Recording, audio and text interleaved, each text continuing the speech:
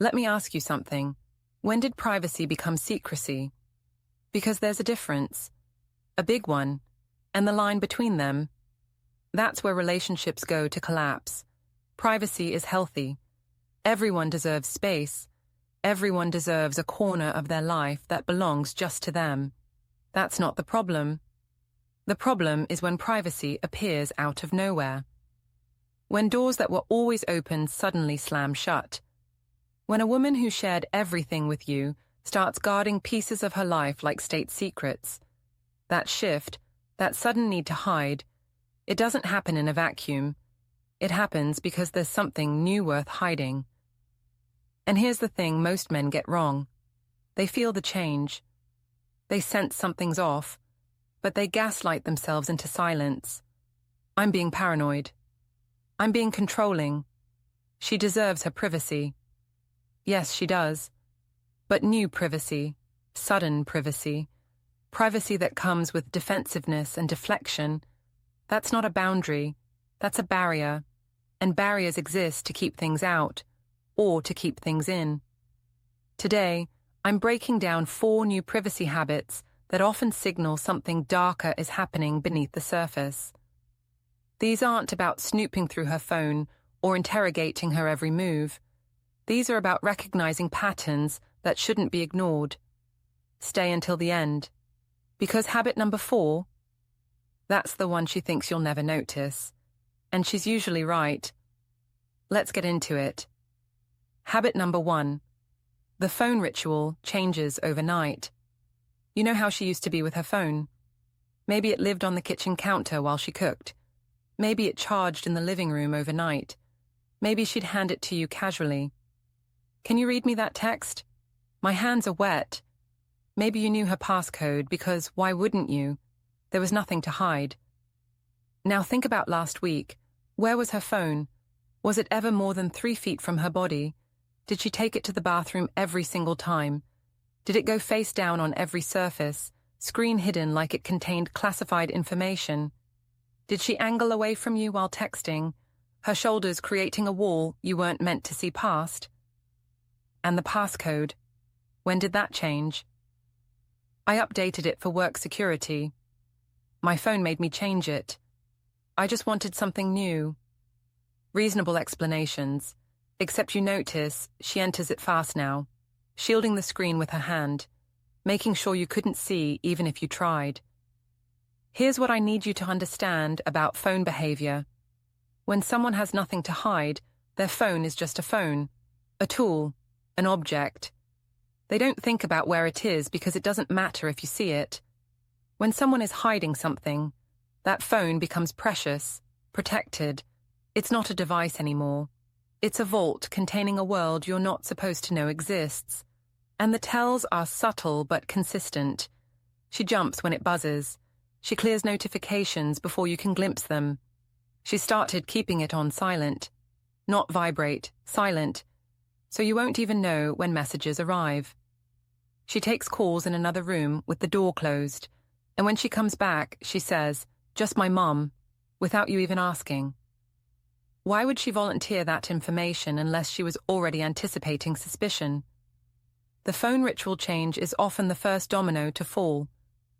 Because everything happening in her other life, it flows through that device, every message from him, every plan made, every lie coordinated.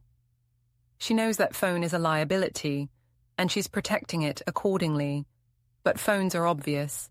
The next habit hides in plain sight.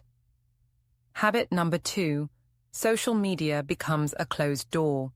Remember when she'd show you things? A funny reel, a friend's vacation photos, a ridiculous comment thread she couldn't believe. Her phone would be in your face. Look at this, you have to see this. And social media was just another thing you shared. Now her scrolling is private. She tilts the screen. She waits until you leave the room. You realize you haven't seen her Instagram feed in weeks because she simply doesn't share it anymore. But that's not the real red flag. The real red flag is what she's doing on those platforms when you're not looking. New followers she never mentions. Accounts she's suddenly interacting with at strange hours. comments and likes on some guy's photos at 1 a.m, a guy whose name has never come up in conversation, and if you happen to see it, if you catch a glimpse, he's just a co-worker. That's Sarah's brother. I've known him forever. Why are you checking my followers? That's weird. Deflection, dismissal, making you the problem for noticing. Here's a detail that should make your stomach turn. She may have created boundaries you don't even know about, stories you can't see because she's hidden them from you specifically. A close friends list you're mysteriously not on. Posts that exist for everyone except her boyfriend. You think you're seeing her social media life. You're seeing the version she's curated for you, and the version she's hiding. That's where the real story lives. That's where the flirting happens. That's where the "he's just a friend" becomes something else entirely. Social media is a window into someone's secret interests. And when that window gets curtains you're not allowed to open, there's a reason. But digital hiding is almost expected now. The next habit is more intimate and more disturbing. Habit number 3. Physical spaces become off-limits. This one creeps in slowly. Her purse used to be just a purse, a bag of random stuff, receipts, lip balm, her wallet, a tampon she'd ask you to grab. Nothing special, nothing protected. Now it's positioned carefully, zipped, moved when you get close. You reach toward it for the car keys and she lunges, "I'll get them," with an urgency that doesn't match the moment. What's in there that you can't see? Maybe a second phone. Maybe receipts from places she told you she never went. Maybe notes. Maybe gifts that weren't for you. And it's not just the purse. Her car. When did you last sit in her car? Have you noticed she cleans it obsessively now, or keeps it locked when it never used to be? Is there a reason you're not riding with her anymore? Her desk, her nightstand drawer. That corner of the closet she's suddenly reorganized. Physical spaces tell stories, and when a woman starts guarding physical spaces she never protected before, she's hiding physical evidence she doesn't want found. I talked to a man once who discovered the truth because of a gym bag. His wife went to the gym religiously, or so she said.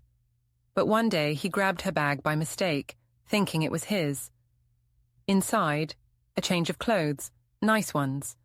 A going-out outfit, heels, makeup.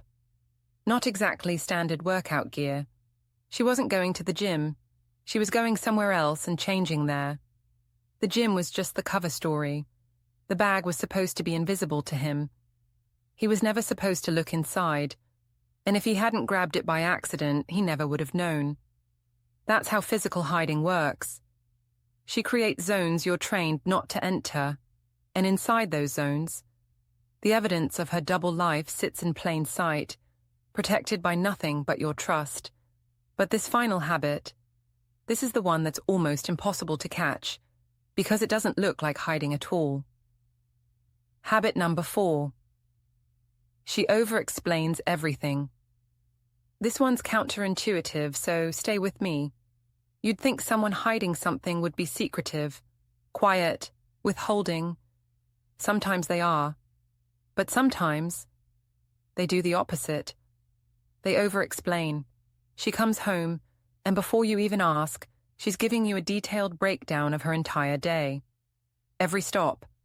Every person she talked to, every reason she was 15 minutes late. It's a flood of information you didn't request, delivered with an energy that feels off. Work was crazy. I had back-to-back meetings. Then Sarah wanted to grab coffee, so we went to that place, on 5th, you know the one.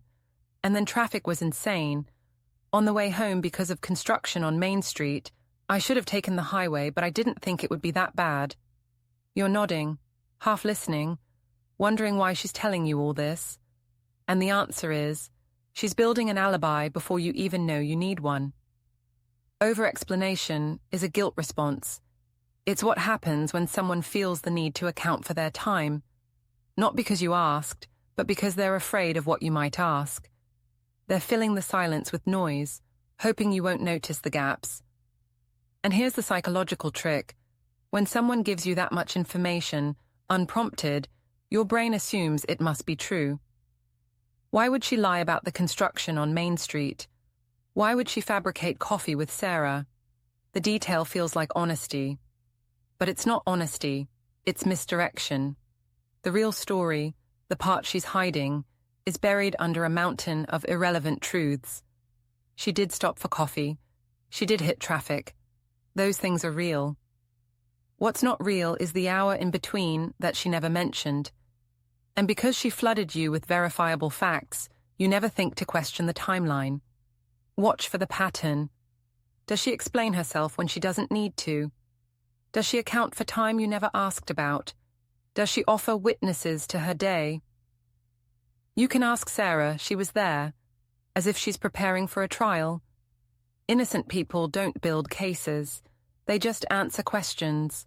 But she's not answering questions. She's preventing them.